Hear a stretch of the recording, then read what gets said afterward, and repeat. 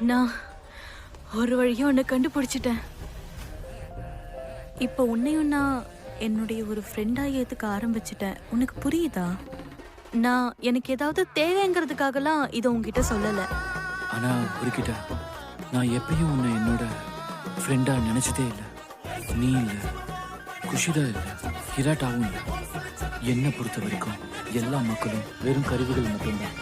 எந்த மெத்தடா இருந்தாலும் சரி, அதுக்காக என்ன தியாகங்கள் பண்ணாலும் சரி, இந்த உலகத்துல வெற்றி மட்டும்தான் எல்லாமே. கடைசியில நான் இதுல ஜெயிச்சே ஆகணும். அதுக்காக மட்டும்தான் இது எல்லாம்.